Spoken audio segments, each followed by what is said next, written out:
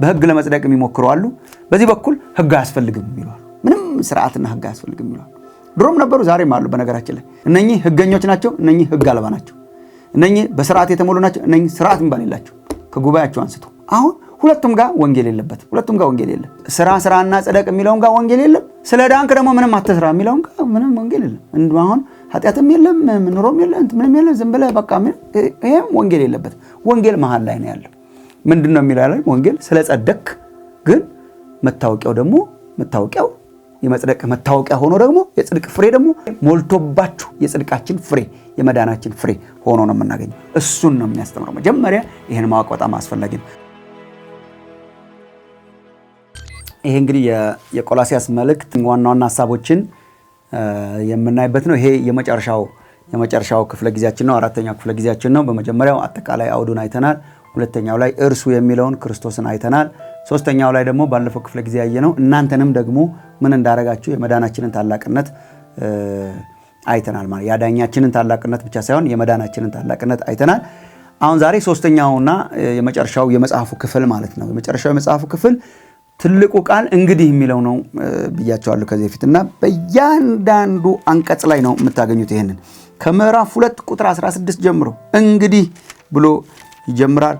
ምዕራፍ 3 ቁጥር 1 እንግዲህ፣ ምዕራፍ 3 ቁጥር 5 እንግዲህ፣ ምዕራፍ 3 ቁጥር 12 እንግዲህ እያለ ይቀጥላል። እንግዲህ ምላሽ አምጡ ነው። ይሄ ታላቅ አዳኝ ታላቅ መዳን በሉ እንግዲህ ታላቅ ኑሮ አምጡ ነው። የሚመጥን ኑሮ አምጡ ነው።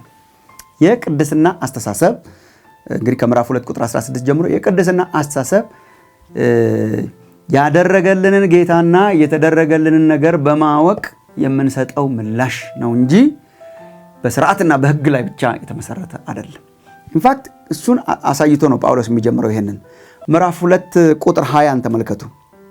ምዕራፍ 2 ቁጥር 20 ከዓለማዊ ከመጀመሪያ ትምህርት ርቃችሁ ከክርስቶስ ጋር ከሞታችሁ እንደ ሰው ስርዓትና ትምህርት አትያዝ፣ አትቅመስ፣ አትንካ ለሚሉ ትእዛዛት በዓለም እንደምትኖሩ ስለምን ትገዛላችሁ? ይሄ ሊለውጥ አይችልም። ይሄ የድሮ ኑሯችን ይሄ ነው። አትያዝ፣ አትንካ፣ አትቅመስ የሚለው ማለት ነው። እነዚህ ሁሉ በመደረግ ሊጠፉ ተወስነዋልና። ልክ ለምሳሌ ሰው ሲያረጋቸው ይጠፋሉ። አትያዝ የተባለ ሰው ሲይዝ ጠፋ ማለት ነው ህጉ። አትቅመስ የተባለ ሲቀምስ ይሻራሉ። ይሄ የመለወጥ አቅም የላቸውም። ትእዛዝ የመለወጥ አቅም የለውም። አትቅመስ ይላል እንጂ እንዳልቀምስ ሊያረገኝ አይችልም። በትእዛዝ ላይ ተመሰረተ። አትንካ የሚለውም እንደዚህ ነው እና በመደረግ ይሻራሉ።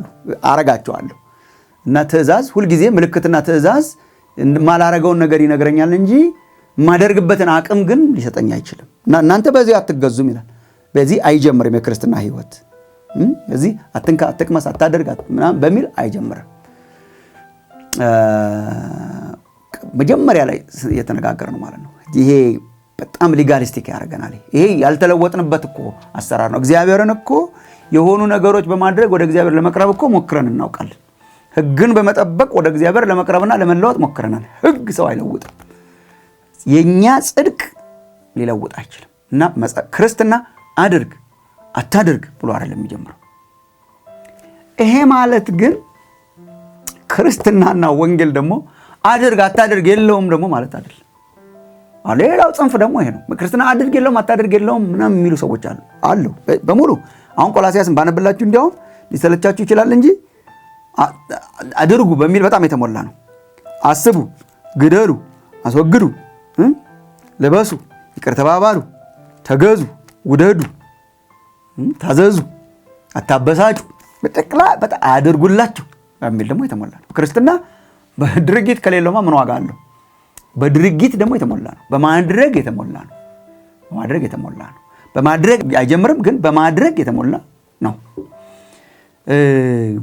እንትኑ ነው ማን ነው ቀዳሚው ማን ነው ተከታይ ነው እንጂ አሉ ሁለቱ።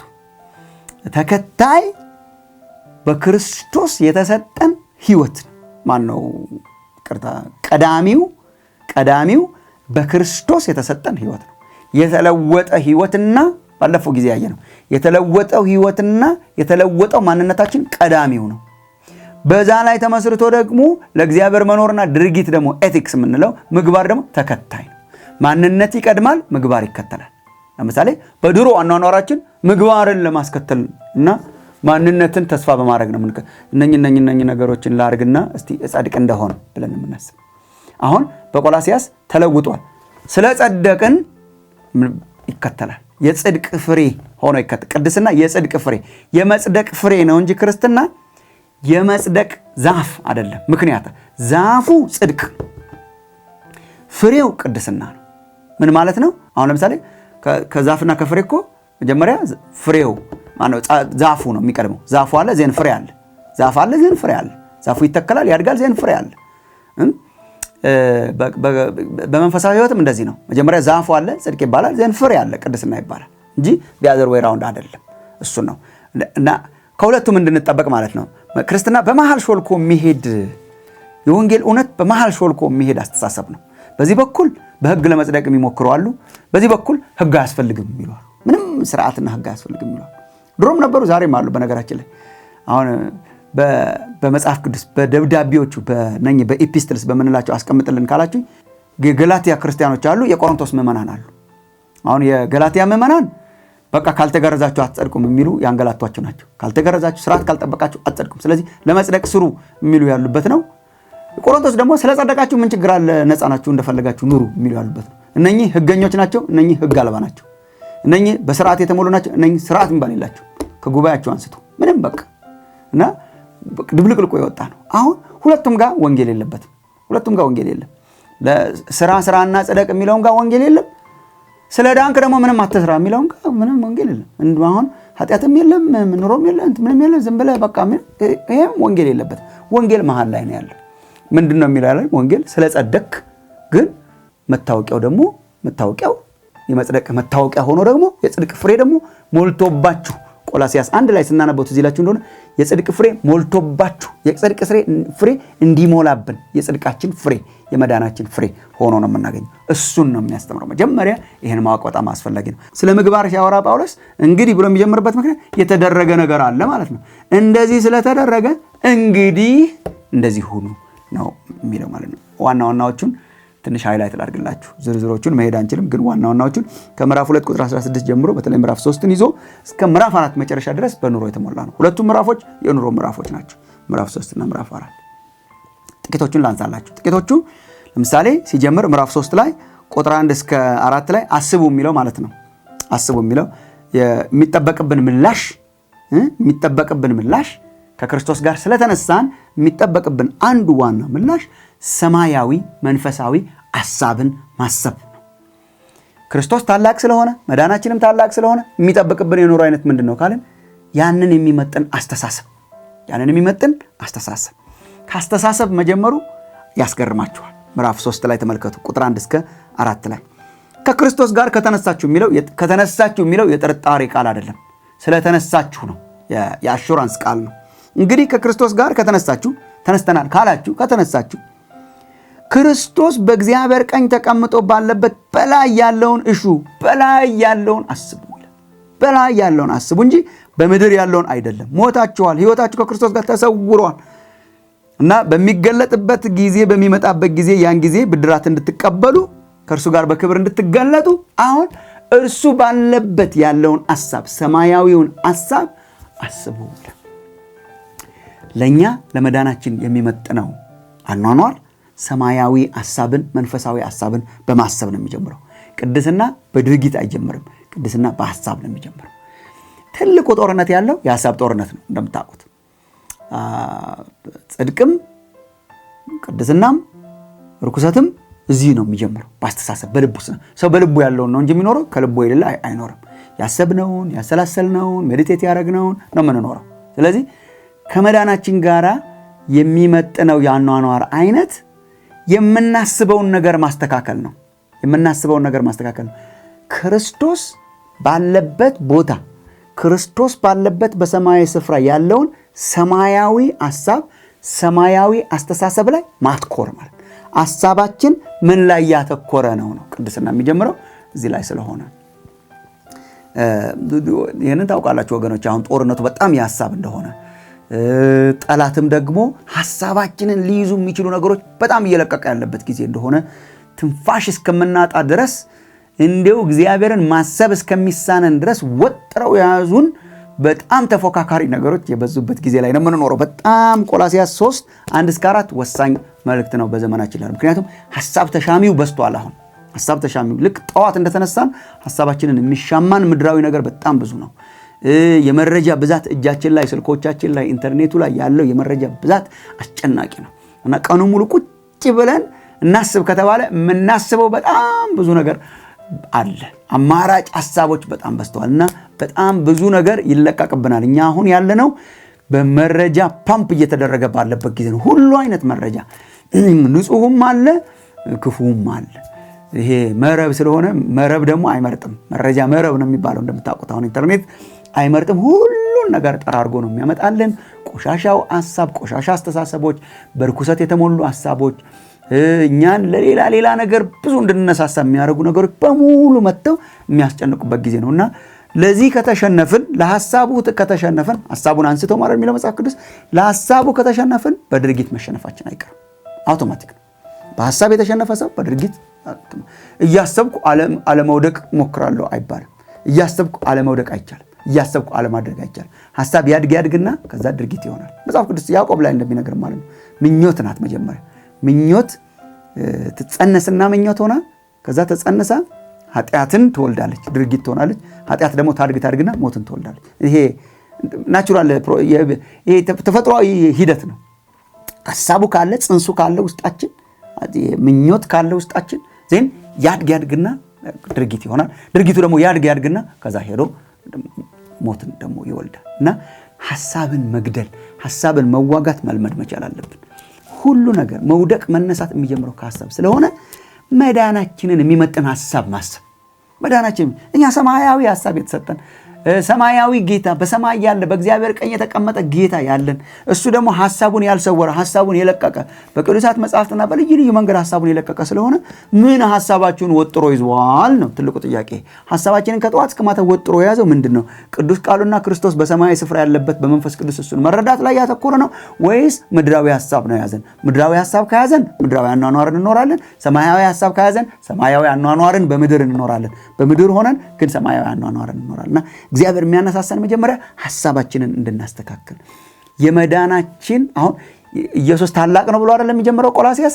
አሁን ያ ታላቅ ጌታ ያለበት ቦታ ላይ እዛ ላይ ያለውን ሐሳብ አስቡ።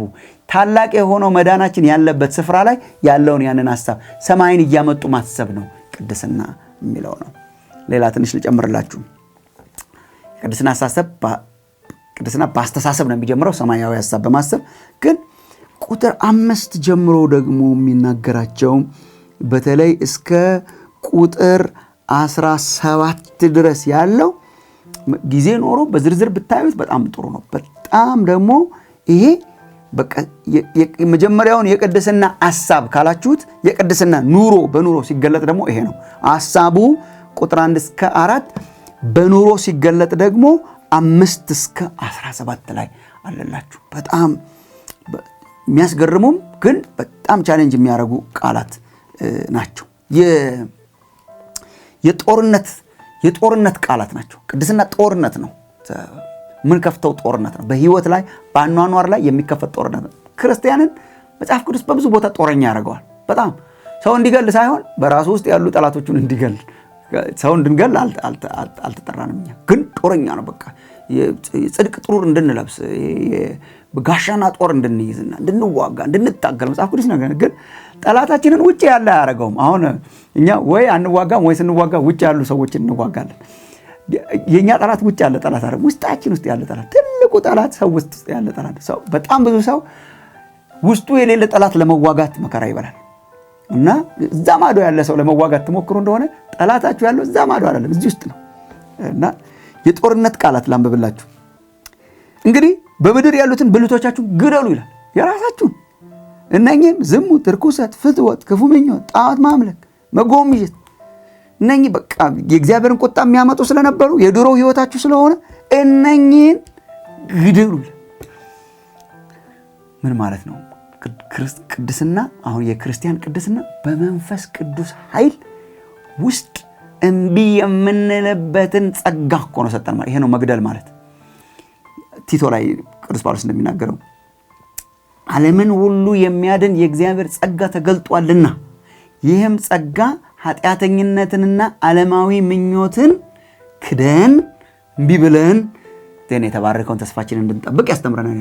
እሱ ነው መግደል ማለት። እምቢ ብለን ዝሙት፣ ርኩሰት፣ ምኞት፣ ጣዖትን ማምለክ፣ ጥላቻ በውስጣችን ያሉ አዳማዊ ባህሪያት አሉ። የአሮጌው ሰው ባህሪያት አሉ። አሁን ክርስቲያን ስንሆን አዲስ ሰው ነው የሆነው፣ ግን የአሮጌው ሰው ባህሪያት ስቲል ይታገሉናል። በትንሣኤ አካል እስከምንነሳ ድረስ እየተከተለ ይከተለናል። አዳማዊ የሆነው ቁጣና ንዴትና ምኞት፣ ቅናት፣ ዝሙት፣ ርኩስ እነዚህ እኮ አዳማዊ የአሮጌው ሰው ባህሪያት ናቸው። የአዲሱ የክርስቶስ መገለጫ አይደሉም። የአሮጌው ሰው መገለጫ ነው። ይከተሉናል እስከ ትንሣኤ አካል ድረስ። ስለዚህ የቅድስና ፕሮሰስ ምንድን ነው? እስከ ትንሣኤ እስከ ሙታን ትንሣኤ ድረስ መታገል፣ መግደል፣ እምቢ ማለት፣ መካድ፣ በመንፈስ ቅዱስ ጦርነት ግደሉ ይላል። ከዛ ቁጥር 8 ጀምሮ ደግሞ ስታነቡ እናንተ ደግሞ ቁጣን፣ ንዴትን፣ ክፋትን ከአፋችሁ ስድብን፣ የሚያሳፍር ንግግር አስወግዱ ይላል። ይሄ ነው በመንፈስ ቅዱስ ማስወገድ ነው። አዲሱን ሰው ለብሳችሁታል ይላል። በቃ ስንቱን አነብላችኋለሁ። በቃ ወደታችም ስትወርዱ ቁጥር 13 ጀምሮ በልብስ ይገልጠዋል። በጦርነት የገለጠውን እንደገና በልብስ ይገልጠዋል። እንግዲህ እንደ እግዚአብሔር ምርጦች ቅዱሳን ሆናችሁ የተወደዳችሁ ሆናችሁ ምሕረትን፣ ርኅራኄን፣ ቸርነትን፣ ትሕትናን፣ የዋህነትን፣ ትዕግስትን ልበሱ። ቅድስና ኔጌቲቭ ሳይድ ብቻ ሳይሆን ማስወገድ ብቻ ሳይሆን ደግሞ መልበስ። ቁጣን ማስወገድ አንድ ነገር ነው፣ ግን ፍቅርን መልበስ ደግሞ ሌላ ነው። በሱ ምትክ ማለት ነው። ስድብን ማስወገድ አንድ ነገር ነው። መባረክ መጀመር ደግሞ መልበስ ይባላል። ማስወገዱ አለመሳደብ ነው። መልበሱ ማውለቁ አለመሳደብ ነው። መልበሱ የበረከት ቃል ለሰው መንገር ነው፣ ፍቅርን መንገር ነው። እና እነኛን ሁሉ ነገሮች አስወገዱኝና ደግሞ ምሕረትን፣ ርኅራኄን፣ ቸርነትን፣ ትሕትናን፣ የዋህነትን፣ ትዕግስትን የመሳሰሉ ነገር ልበሱ፣ ይቅር ተባባሉ፣ ፍቅርን ልበሱት እያለ ይቀጥላል። ፍቅርን ልበሱት፣ በልባችሁ ይግዛ የክርስቶስ ሰላም እና ግደሉ፣ አስወግዱ፣ አውልቁ ማለት ነው። እንዴን ልበሱ እነኚህ አሉበት። ለክርስትናችን ላገኘነው መዳን የሚመጥነው ያኗኗር ምላሽ ይሄ ነው። ያኗኗራችን ምላሽ አስተሳሰባችንን አጀስት ማድረግ አለብን። ከእግዚአብሔር ሕይወት ጋር የማይሄደውን ማውለቅ፣ መጣል፣ መካድ ያስፈልጋል። ዲናያል፣ እምቢ ማለት። እኔ የእግዚአብሔር ቃል ንባብ፣ ጸሎት፣ ጾም የመሳሰሉ ዲሲፕሊኖችን ከዚህ አንጻር ነው የማያቸው። አሁን ብዙ ጊዜ እንጸልያለን፣ እንጾማለን፣ በእግዚአብሔር ፊት እንሆናለን፣ ለብዙ ምክንያቶች እንሆናለን እና ጥሩ ምክንያቶች ናቸው። ሁሉም ምክንያቶች ጥሩ ምክንያቶች ናቸው። በተለያየ ምክንያት ሰው ሊጾም ሊጸልይ ይችላል። ግን ይሄን ግን እንዘነጋለን አንዳንድ ጊዜ እና ውጭ ያለ ነገር ሲፈጠር እንጾማለን። ለምሳሌ በውጭ አንዳንድ ነገር ሲያጋጥመን ለሀገር ይጸለያል፣ ይጾማል። በውጭ ላለ ለአንዳንድ ችግሮች ሲያጋጥሙን ይጾማል፣ ይጸለያል። እጥረት ሲያጋጥመን እንጾማለን፣ እንጸለያለን። በጣም ትክክል ነው። ባይዘው ይሄ ሁሉ ግን ይሄንን ደግሞ እንረሳለን። ውስጥ ያለ ወራሪ ሲኖር ግን አንጾምም፣ አንጸልይም። ውስጥ ግን እኮ በጣም የወረረን በጣም ብዙ ባህሪያት አሉ፣ በጣም ክፉ አዳማዊ ባህሪያት። እነሱን ለማሸነፍ በእግዚአብሔር ፊት መሆን፣ መጾም፣ መጸለይ ጸጋን ያመጣል። በቃ እግዚአብሔር ለትሑታን ጸጋን ይሰጣል። አረ የሚለው መጽሐፍ ቅዱስ ለትሑታን ጸጋን ይሰጣልና የጾም፣ የጸሎት፣ የአምልኮ ህይወት፣ የእግዚአብሔር ቃል ንባብ፣ የዲቮሽን ትልቁ ነገር ይሄ ነው። በእግዚአብሔር ፊት እኮ ራስን ማዋረጃ ናቸው፣ ራስን ትሑት ማድረጊያ ናቸው። እግዚአብሔር ትዕቢተኛውን እችላለሁ የሚለውን ይቃወማል። ግን አልችልም ብሎ በእግዚአብሔር ፊት ራሱን የሚያዋርደውን ጸጋን ደግሞ የተለየን ጸጋ እግዚአብሔር ስለሚሰጥ በእግዚአብሔር ፊት መሆን በጣም ያስፈልጋልና ማስወገድ፣ ማውለቅና አዲሱን ባህሪ መልበስ ያስፈልጋል። ከዚህ በኋላ ግን በጣም ረጅሙን ክፍለ ጊዜ ወስዶ የሚነግረን ከምዕራፍ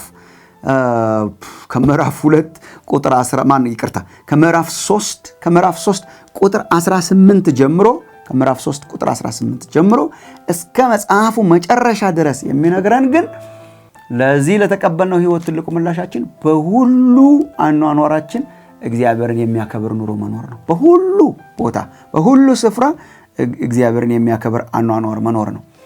በእጣሪውን ላንብብላችሁ። ሳመሪው ቁጥር 17 ላይ ያለላችሁ ምዕራፍ 3 ቁጥር 17 እግዚአብሔር አብን በእርሱ እያመሰገናችሁ በቃል ቢሆን ወይም በሥራ የምታደርጉትን ሁሉ በጌታ በኢየሱስ ስም አድርጉት። ምን ማለት ነው? የምታደርጉትን ሁሉ ጌታን ኢየሱስ ክርስቶስን ሊመጥን በሚችል ጌታን ኢየሱስ ክርስቶስን ሊያከብር በሚችል መንገድ አድርጉት። የምታደርጉትን ነገር በሙሉ ጌታን ኢየሱስ ክርስቶስን የኢየሱስ ክርስቶስን ጌትነትና ማንነት ከፍ ሊያደርግ በሚችል እግዚአብሔርን ሊያከብር በሚችል መንገድ አድርጉት ነው። ይሄን እንግዲህ እናንተ ራሳችሁ አንብቡት። ከቤት ይጀምራል። ምዕራፍ 3 ቁጥር 15 ጀምሮ ከቤት ይጀምራል። ሚስቶች በጌታ እንደሚገባ ለባሎቻችሁ ተገዙ፣ ለእግዚአብሔር ክብር ማለት ነው።